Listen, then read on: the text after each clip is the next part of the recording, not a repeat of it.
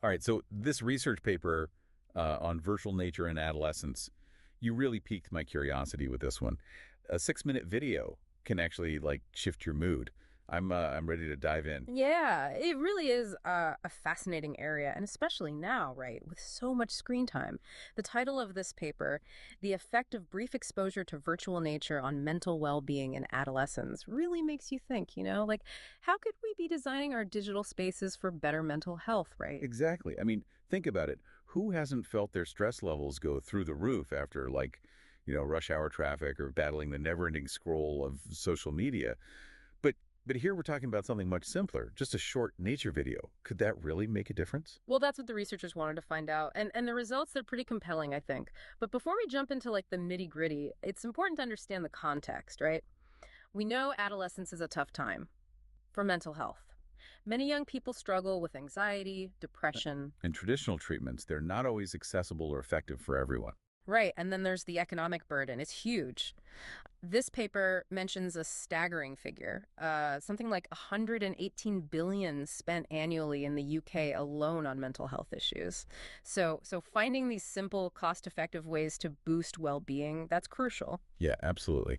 So virtual nature, walk us through this study. What did they actually do? Okay, so they created two videos. One was a peaceful woodland walk, think lush greenery, birds singing, that kind of thing. And the other video showed a busy train journey on the London Underground during rush hour. Definitely not, relaxing imagery. Yeah, I can imagine. They showed these videos to two separate groups of adolescents, and then they measured their mood, their well-being, using some standardized psychological assessments, including something called, have you heard of this? The Positive and Negative Affect Schedule. PANAS. It sounds very scientific. PMID, yeah, But exactly. I'm guessing they didn't just like plop everyone down in front of a screen and hope for the Okay, best. catching on. They had to make sure the participants were actually paying attention. So they included those attention check questions throughout the videos, those, sneaky little pop-ups that make you think, wait, was I even watching? Yeah. Those things. It's standard. It's a way to ensure the data is reliable. Okay, so they had their videos, they had their participants, their attention checks were all in place. What did they find? Did virtual nature actually live up to the hype? Here's where things get interesting.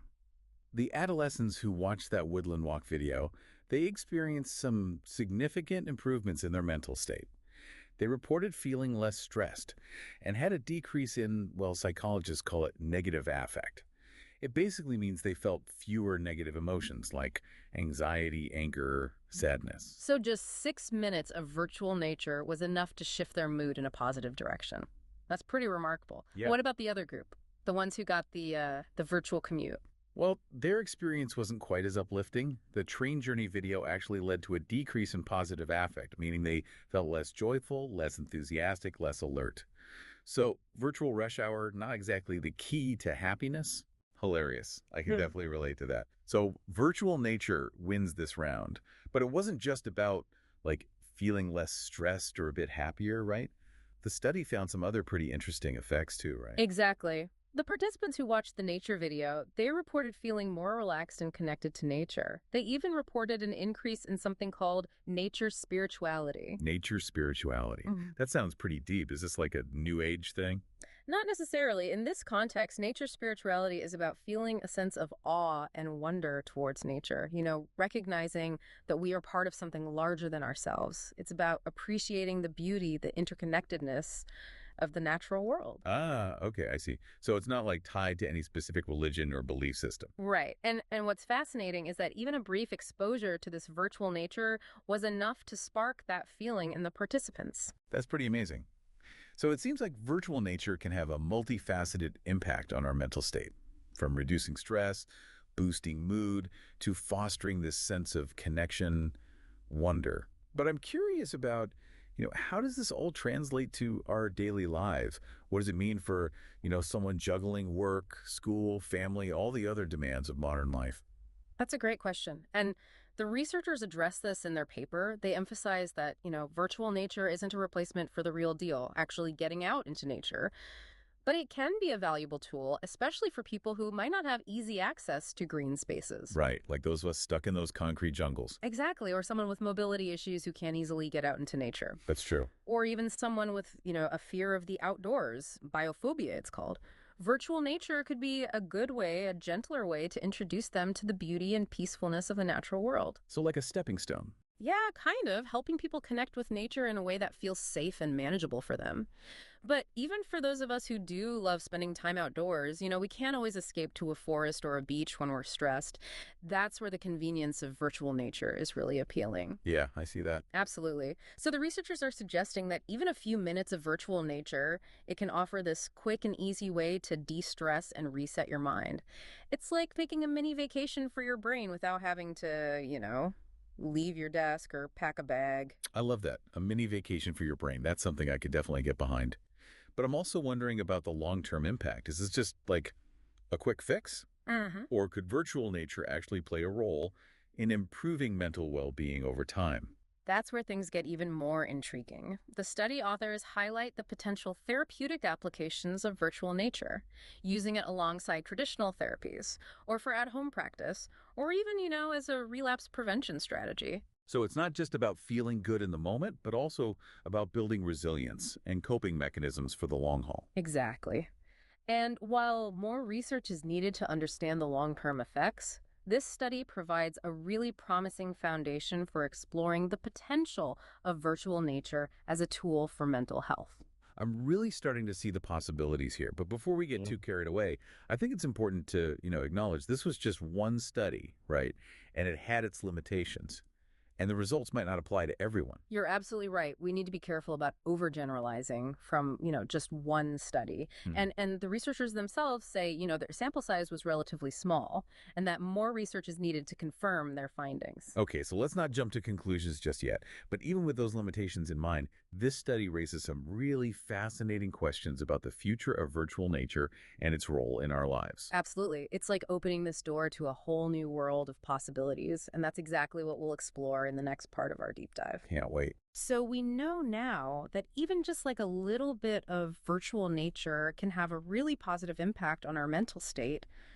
But where do we go from here? How do we apply these findings to our everyday lives? Right. That's the big question, isn't it? We've all felt that, like calmness and rejuvenation after spending time in nature. But realistically, who can just, run off to the mountains or the beach every time stress hits? Exactly. And that's where virtual nature comes in. It's so intriguing. It's about bringing those restorative elements of nature right into our digital spaces, making them, better for our well-being. I love that idea. So instead of just scrolling through social media or, getting lost in the news cycle, we could be taking these virtual nature breaks throughout the day. Exactly. Imagine incorporating those short nature videos into your workday. Maybe watch like a calming scene during lunch, or even just as a little mental reset between those back-to-back meetings. I'm already feeling less stressed just thinking about it. Yeah. And it's not just about us as individuals, right? What about workplaces Yeah. or schools, hospitals, anywhere people are feeling like overwhelmed or stressed? Oh, absolutely. The researchers even suggest that virtual nature could be integrated into therapeutic settings too. Imagine a therapist using nature videos or even those virtual reality experiences to help clients relax, practice mindfulness, or even, work through trauma that might be related to outdoor experiences. Wow, that's really fascinating. It opens up a whole new world of possibilities for using nature as a tool for healing and growth. But I'm curious about the role of technology in all of, we're talking about using screens to connect with nature. Isn't that a little counterintuitive? It's definitely a paradox, isn't it? But I think it just goes to show the power of virtual nature. Even though we're experiencing it through a screen, our brains still respond to those natural elements, the colors, the sounds, the imagery, in a way that just promotes relaxation and well-being. So it's like tricking our brains into thinking we're actually out in nature, even though we're physically at our desks. In a way, yeah.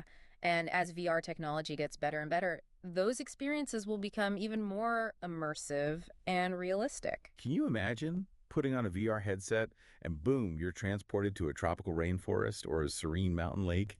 It could revolutionize how we travel, how we de-stress, even how we connect with each other. It really is amazing. The possibilities are endless. And what's so exciting is that virtual nature can make these experiences open to, accessible to people who might not otherwise have the opportunity to enjoy them. People with disabilities, people in urban environments, anyone who might not have the time or resources to travel. It's really powerful for promoting equity and inclusion. Yeah. making sure that everyone can benefit from the restorative power of nature. Exactly. And there's even some research that suggests that virtual nature might also help with focus and attention. They didn't measure attention directly in this study, but the participants who watched the nature video did report feeling more alert and focused afterwards. So taking a virtual nature break could actually help you concentrate better. That's a win-win. It seems that way. It makes sense, doesn't it? When we're overwhelmed, stressed, our minds are racing and it's hard to focus. But those few minutes of virtual nature, it can help to calm those racing thoughts. It creates that mental space that's better for concentration. Like hitting the reset button on your brain so you can come back to what you were doing, feeling refreshed and focused. But I'm also remember what we talked about before with, what was it, nature spirituality? Is there more research on how virtual nature can help with that sense of awe and wonder, that feeling of connection to something bigger than ourselves? That's such a great question, and it definitely needs more research. This study did find that even a little exposure to virtual nature increased those feelings of nature spirituality in the participants. But, we need more research to understand the long-term impact and what specific elements of virtual nature are really contributing to this. Like, is it the visuals, the sounds, the birds singing, the wind? What is it? Exactly. And how does immersion play into it? Would a fully immersive VR experience create an even stronger sense of nature spirituality than watching a video on a screen? These are all such great questions. If we could just pinpoint those specific elements that trigger those feelings of awe and connection, could we then design these like super powerful and impactful experiences? I think so. It's exciting. Imagine creating virtual nature environments that are specifically designed to, cultivate those feelings of wonder and connection. It's like a whole new frontier in the field of mental well-being. I'm starting to see virtual nature as more than just a replacement for the real thing. It's like a complementary tool. It can actually enhance our relationship with nature in new and exciting ways. I totally agree. It's about expanding the ways we can connect with nature, making those experiences more accessible, engaging, personalized. And, as the research keeps going, we'll understand the nuances of virtual nature better and its potential to really transform our lives for the better. This deep dive into virtual nature has been fascinating. We've covered so much, from the science to the potential applications, even those kind of philosophical questions it brings up. It really makes you think about technology, nature, and well-being, how they all come together. And while we've talked about a lot of the positive sides, it's important to remember that virtual nature isn't like, this magic bullet. Right. It's not going to just cure all our mental health issues, right? Right. And we need to be mindful of how we use it. Make sure it's complementing, not replacing real-world experiences and connections. So where do we go from here? What are your final thoughts for our listeners as we wrap up this part of our deep dive? I think the most important thing to remember is that virtual nature has the potential to be a powerful force in our lives for good. It can help us de-stress, feel better, improve our focus, and even deepen our connection to nature. And it's so readily available to most of us. It's Mhm. right there. Exactly. So I really encourage you to just explore. Try a nature meditation app, watch a nature documentary, or even just take a few minutes to look at a beautiful nature photograph. See how you feel. You might be surprised. And if you're up for it, dive into the world of VR nature experiences.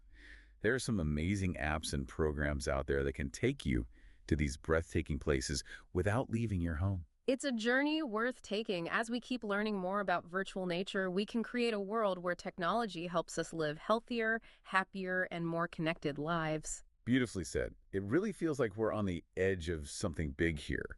Like we've talked about the science, the potential, the philosophy, but it's like the possibility of it all is just, wow. I know, right? It's like we're these explorers setting out into this huge unknown territory, and virtual nature is our compass and our guide. And who knows what we'll find. I mean, we've seen how just a little bit of virtual nature can change our mood, make us focus better, even give us that sense of awe and connection. But what if we could weave these experiences into our everyday lives even more? Imagine that. A world where virtual nature is just part of our homes, our workplaces, even public spaces. We could have these calming nature scenes on billboards and waiting rooms, even as screensavers on our phones. Yeah.